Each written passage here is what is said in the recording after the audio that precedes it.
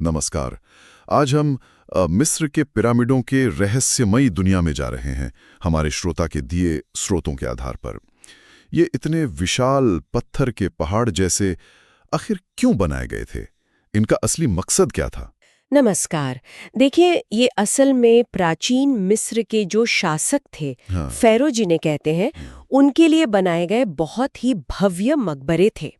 इनमें उनके ममीकृत शरीर रखे जाते थे ताकि वो हमेशा के लिए सुरक्षित रहें। अच्छा। और हाँ, साथ में वो सारा सामान भी होता था जो उन्हें लगता था कि दूसरी दुनिया में, परलोक में काम आएगा। जैसे खाना, कपड़े, गहने, हथियार और तो और सेवकों के प्रतीक या मूर्तियां भी। अरे वाह! तो ये सिर्फ कब्रें नहीं थीं, बल्कि परलोक के लिए पूरी तैयारी थी एक तरह से। बिल्कुल। स्रोत बताते हैं कि मिस्र में तो करीब 138 पिरामिड मिले हैं। लेकिन ये जो गीज़ा का ग्रेट पिरामिड है, यही क्यों इतना मशहूर है कि वो प्राचीन दुनिया के 7 अजूबों में शामिल है और अकेला बचा भी आज तक? इसकी वजह है इसकी विशालता। ये वाकई में बहुत बड़ा है। ये करीब 450 फुट ऊंचा है। आप सोचिए, लगभग 43 सदियों तक। 450 फुट? हाँ, 43 सदियों तक ये दुनिया की सबसे ऊंची इंसानी बनाई हुई चीज थी। 19वीं सदी में जाके कोई और इमारत इससे ऊंची बन पाई। कमाल है। और इसका जो आधार है वो 13 एकड़ में फैला है। करीब करीब 16 फुटबॉल मैदानों जितना बड़ा एरिया। 16 फुटबॉल मैदान? जी। और इसे बनाने में अंदाजा है कि कोई 25 लाख पत्थर के ब्लॉक लगे। और हर ब्लॉक का वजन, सुनिए, 2 टन से लेके 30 टन तक हो सकता है। 2 से 30 टन एक पत्थर? ये तो आज की क्रेनों के लिए भी बहुत मुश्किल काम है। सही कहा। और स्रोत ये भी कहते हैं कि फ़ारो खुफू ने अपनी कब्र के तौर पर बनवाया था लगभग 2560 ईसा पूर्व, और सिर्फ 23 साल लगे इसे बनाने में। ये कैसे हो सकता है? मेरा तो दिमाग ही घूम गया। हाँ, यही तो सबसे बड़ा रहस्य है ना। स्रोत भी इसी बात पे जोर देते हैं कि अगर सिर्फ 23 साल में ये बना तो इसका मतलब है कि दिन रात बिना रुके काम चला होगा। आप हिसाब लगाइए, इसका मतलब हुआ कि हर कुछ मिनट में एक भारी भरकम पत्थर जो कई टन का है, उसे उठाकर सही जगह पर फिट करना पड़ता था। हर कुछ मिनट में? रोज? हाँ, रोज, साल के 365 दिन, और वो भी बिना किसी आधुनिक मशीन के। ये सिर्फ ताकत की बात नहीं है, ये तो एक अविश्वसनीय प्लानिंग, मैनेजमेंट और इंजीनियरिंग स्किल दिखाता है। ये तो हमारी सोच से भी परे है कि प्राचीन लोग ऐसा कैसे कर पाए। बिल्कुल, ये हमारी बनी बनाई धारणाओं को चुनौती देता है। और सिर्फ बनाने की रफ्तारी नहीं, इसकी बनावट की सटीकता भी तो कमाल की है ना? हाँ, वो तो अद्भुत है। पत्थरों के बीच जो जोड़ हैं, वो इतने सटीक हैं कि उनके बीच एक पतला सा ब्लेड भी नहीं घुस सकता। सच में? ब्लेड भी नहीं? हाँ, स्रोत बताते हैं कि आज की जो हमारी एडवांस्ड टेक्नोलॉजी है, उससे भी ठीक वैसा ही बना पाना लगभग नामुमकिन माना जाता है। ये दिखाता है कि उनके पास गणित और इंजीनियरिंग का कितना गहरा ज्ञान था, जिसकी हम शायद आज पूरी कल्पना भी नहीं कर पा रहे हैं। ये इंजीनियरिंग तो लाजवाब है ही, पर स्रोतों में एक और बात कही गई है, इनका तारों से कनेक्शन, कोई खगोलीय जुड़ाव। हाँ, ये भी बहुत दिलचस्प बात है। जो गीजा के 3 मुख्य पिरामिड हैं, हाँ। उनकी जो पोजीशन है, वो आसमान में ओरियन तारामंडल के जो 3 मुख्य तारे हैं, उनकी सीध में है, बिल्कुल अलाइनमेंट में। ओरियन बेल्ट, वो 3 तारे? जी हाँ, वही। और ये सिर्फ संयोग नहीं लगता, इसे अक्सर प्राचीन मिस्र के लोगों के खगोल विज्ञान के उन्नत ज्ञान का सबूत माना जाता है। वो लोग सितारों को इतनी सटीकता से देख रहे थे, समझ रहे थे। ये अपने आप में एक बड़ी पहेली है। तो इंजीनियरिंग हो गई, खगोल विज्ञान हो गया, और फिर स्रोतों में एक और चीज है जो चौंकाती है, डेंडेरा लाइट। क्या ये सच में कोई संकेत है कि प्राचीन मिस्र में बिजली थी? देखिए, एक ऐसा विषय है जिस पर काफी विवाद है, लेकिन ये है बहुत आकर्षक। डंडेरा नाम की जगह पर हैथोर देवी का एक मंदिर है। वहां दीवारों पर कुछ नक्काशी बनी हुई है। उनमें कुछ आकृतियां हैं जो देखने में बिजली के बल्ब जैसी लगती हैं। अंदर सांप जैसी, फिलामेंट जैसी कोई चीज दिखती है, और वो एक तार जैसी चीज से जुड़ी हुई भी लगती है। बल्ब जैसा? प्राचीन मिस्र में? हाँ, तो कुछ लोग मानते हैं कि ये प्राचीन बिजली के उपकरणों का सबूत है। शायद कोई खास तरह का लैंप रहा हो। हालांकि स्रोत ये भी साफ करते हैं कि ज्यादातर जो मुख्य धारा के विशेषज्ञ हैं, वो इसे बिजली नहीं मानते। वो कहते हैं कि ये कोई धार्मिक प्रतीक है या कोई पौराणिक कहानी का चित्रण है।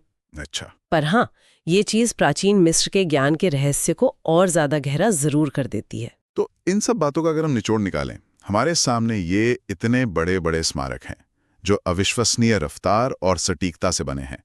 तारों से उनका कोई कनेक्शन है और डेंडेरा लाइट जैसे अजीब संकेत भी मिलते हैं, लेकिन फिर भी इतने सारे सवाल हैं जिनके जवाब नहीं है हमारे पास। हाँ, और ये हमें यही याद दिलाता है कि जो प्राचीन सभ्यताएं थीं वो शायद हमारी आज की सोच से कहीं ज्यादा उन्नत और जटिल थीं।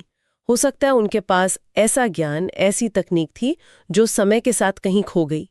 ये पिरामिड सिर्फ मकबरे भर नहीं है, ये इंसान की काबिलियत, उसकी इंजीनियरिंग और शायद ब्रह्मांड को समझने की उनकी कोशिश के अद्भुत स्मारक हैं जो हमें आज भी हैरान करते हैं। और जाते जाते एक सवाल सबके मन में छोड़ जाते हैं सोचने के लिए कि अगर वो लोग हजारों साल पहले इतनी विशालता, इतनी सटीकता और ऐसा खगोलीय ज्ञान हासिल कर सकते थे, तो और कौन सा अनदेखा या अनसुलझा ज्ञान हो सकता है जो इन खामोश पत्थर के दिग्गजों के अंदर कहीं छिपा हो, जिसके बारे में हमें आज तक कुछ पता ही नहीं चला।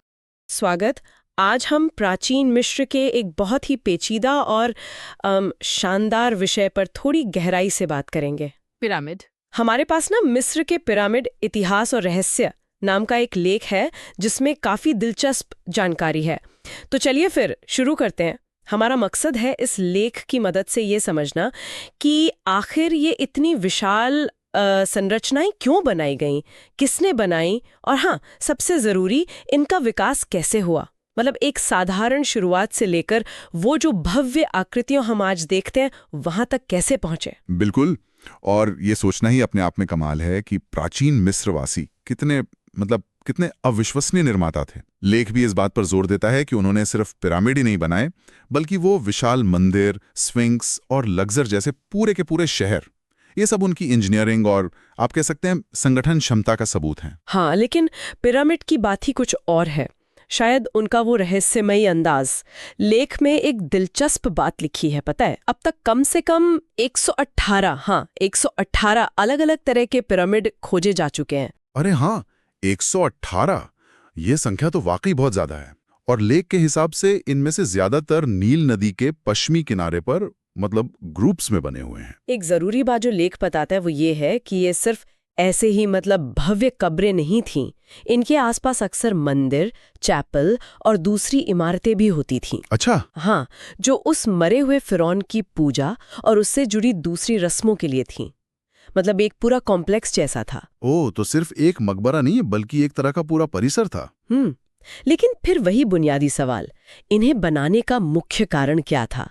लेख इस पर क्या कहता है? यहीं से बात थोड़ी और दिलचस्प हो जाती है। देखिए, लेख के मुताबिक इसका जो मूल कारण था वो प्राचीन मिस्रवासियों की परलोक यानी आफ्टर लाइफ को लेकर जो मान्यताएं थीं वो था। वो मानते थे कि फिरौन की मौत के बाद उसकी आत्मा का एक बहुत जरूरी हिस्सा, जिसे वो काह कहते थे, वो उसके शरीर में ही रहता है।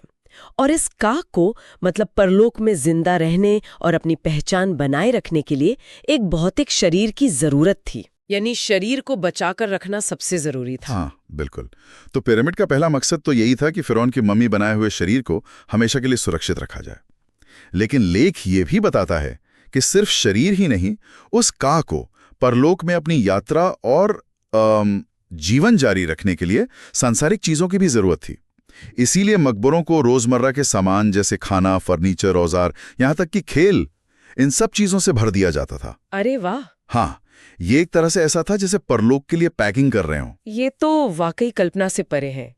और लेख ये भी बताता है कि ये सब पुराने साम्राज्य के तीसरे और चौथे राजवंश के दौरान, यानी लगभग 2613 से 2181 ईसा पूर्व, उस समय ये अपने चरम पर था। सही, जिसे मिस्र के इतिहास का स्वर्ण युग भी कहते हैं। हाँ, स्वर्ण युग।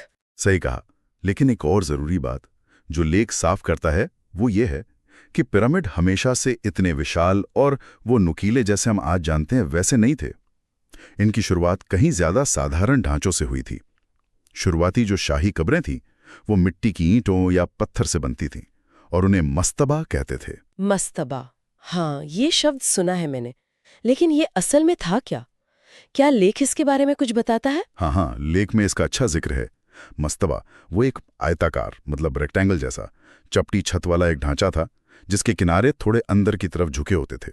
देखने में आप कह सकते हैं एक बड़ी सी पत्थर की बेंच जैसा लगता था। अच्छा, बेंच जैसा। हाँ, इसके नीचे जमीन में कमरा होता था दफनाने के लिए जहां शव रखते थे, और ऊपर वाले हिस्से में परलोक के सामान के लिए कमरे और एक चापिल जैसी जगह होती थी।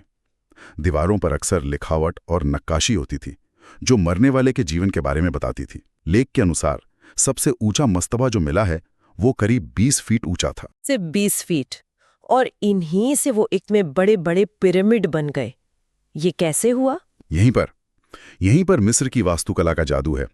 लेख समझाता है कि ये क्रमिक विकास था, धीरे धीरे हुआ। एक बहुत महत्वपूर्ण पड़ाव आया तीसरे राजवंश के फिरौन जोजर के समय में। उनके वजीर थे इम्होटेप। उन्होंने क्या किया कि कई मस्तबों को एक के ऊपर एक रख दिया और उससे बना पहला सीढ़ीदार पिरामिड सक्कारा का मशहूर स्टेप पिरामिड। ये मस्तबा से असली पिरामिड की तरफ एक बहुत बड़ा कदम था। अच्छा, तो स्टेप पिरामिड एक तरह का मतलब बीच का स्टेज था। ये समझना वाकई दिलचस्प है कि कैसे आर्किटेक्चर की तकनीक और शायद धार्मिक सोच दोनों साथ साथ आगे बढ़े। बिल्कुल, और ये हमें सोचने पे मजबूर करता है कि कैसे ये जो शुरू की अपेक्षाकृत सरल 20 फीट ऊंची इमारतें थीं, उनसे वो विशाल, प्रतिष्ठित, चिकने किनारों वाले पिरामिड बने जिन्हें हम आज गीजा में देखते हैं। ये सिर्फ उनकी वास्तुकला की तरक्की का सबूत नहीं है, बल्कि उनकी जो बदलती हुई धार्मिक मान्यताएं थीं, बढ़ती हुई शाही ताकत थी और समाज का जो संगठन जटिल हो रहा था, उन सब का भी प्रमाण है। तो इस सारी जानकारी के आधार पर एक सवाल मन में आता है सोचने के लिए कि मस्तबा से इन विशाल पिरामिडों तक का सफर था, उसके पीछे असली प्रेरणा क्या थी? क्या ये मुख्य रूप से टेक्नोलॉजी में तरक्की थी जिसने इतने बड़े निर्माण मुमकिन किए, या फिर बदलती हुई धार्मिक जरूरतें और फिरौन को देवता के रूप में स्थापित करने की इच्छा ने इसे आगे बढ़ाया, या शायद दोनों का मिला-जुला असर था? ये सोचने के लिए एक दिलचस्प नुक्ता है ना? नमस्कार, आज हम गीजा के महान पिरामिड पर बात करने वाले हैं। हमारे पास विकिपीडिया से कुछ जानकारी है और कोशिश रहेगी कि इस प्राचीन अजूबे के कुछ क्या कहते हैं सबसे दिलचस्प पहलुओं को समझें। बिल्कुल, ये मिस्र का सबसे बड़ा पिरामिड है, लगभग 4,500 साल पुराना। फिरौन खुफू के मकबरे के तौर पे बनाया गया था। 4,500 साल? बाप रे! और ये उन 7 अजूबों में से है ना? बिल्कुल, प्राचीन दुनिया के। जी हाँ, सबसे पुराना है उनमें। और मजे की बात यह है कि यही अकेला है जो आज भी मतलब काफी हद तक सही सलामत खड़ा है। कमाल है। और ये गीजा पिरामिड परिसर का हिस्सा है, मतलब अकेला नहीं है? नहीं, बिल्कुल नहीं। ये उस पूरे परिसर का सबसे मशहूर स्मारक है और वो पूरा एरिया यूनेस्को विश्व धरोहर स्थल है। अच्छा, आपने कहा ये खुफू का मकबरा है, और मैंने कहीं पढ़ा था कि उनका ताबूत आज भी अंदर है, ग्रेनाइट का। हाँ, बिल्कुल सही। वो ताबूत ग्रेनाइट का आज भी पिरामिड के अंदर जो किंग्स चेंबर है उसमें रखा हुआ है। ओह! लेकिन देखिए, ये सिर्फ एक मकबरा, उससे कहीं ज्यादा था। प्राचीन मिस्र में खासकर जो शाही लोग थे, उनके मकबरों के कई मकसद होते थे। अच्छा, सिर्फ शरीर रखने की जगह नहीं, और क्या वजह थी? जी, मोटे तौर पर 4 मुख्य बातें थीं। पहला तो जाहिर है मृतक के शरीर को महफूज रखना।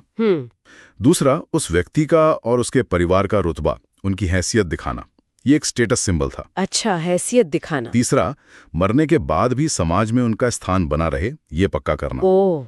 और चौथा, ये कि वो एक ऐसी जगह हो जहां उनके लिए पूजा पाठ या भेंट वगैरह चढ़ाई जा सके। समझी।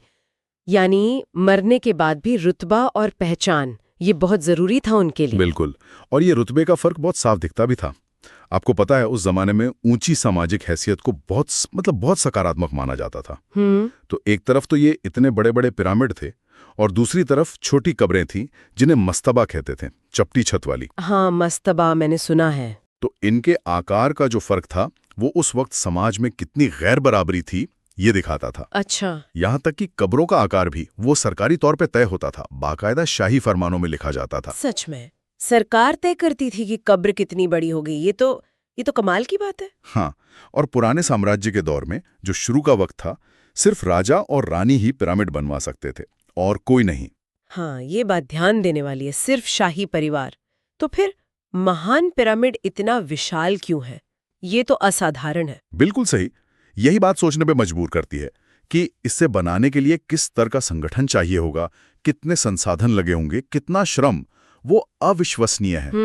ये सिर्फ पत्थर नहीं है, ये हजारों कुशल कारीगरों, मजदूरों के सालों के तालमेल का नतीजा है। तो क्या ये पक्का है कि इसे खुफू ने ही बनवाया था, या इस पर भी कोई मतलब अलग-अलग राय है? देखिए, ज्यादातर इतिहासकार तो मानते हैं कि खुफू ने ही बनवाया था। जी। जो पुराने यूनानी इतिहासकार थे, जैसे हेरोडोटस, हाँ। जिन्हें इतिहास का पिता भी कहते हैं, हाँ। और डायोडोरस सिक्लस, इन लोगों ने अपनी किताबों में इसे खुफू का ही काम बताया है। अच्छा। लेकिन हाँ, ये बात भी सही है कि मध्य युग में, मतलब बाद के समय में, कुछ और कहानियां भी जुड़ गईं। कैसी कहानियां? कुछ लोगों ने इसे बाइबल के एक पात्र हैं, यूसुफ या जोसेफ, उनसे जोड़ दिया। कुछ ने बेबीलोन के राजा निम्रोद से। ओह। और एक पौराणिक राजा का नाम भी आता है, सौरेद इब्न स्लोहॉक। तो ऐसे अलग अलग दावे भी किए गए। ये तो बहुत दिलचस्प है कि वक्त के साथ कैसे मतलब या श्रेय बदलता गया। बिल्कुल। और ये हमें एक जरूरी सवाल की तरफ ले जाता है कि हम गुजरे हुए वक्त की घटनाओं को और उनके कारणों को कितनी सटीकता से समझ सकते हैं, खासकर तब जब हमारे पास अलग अलग समय के अलग अलग नजरिए वाले ऐतिहासिक विवरण मौजूद हों। हाँ, ये बात तो है।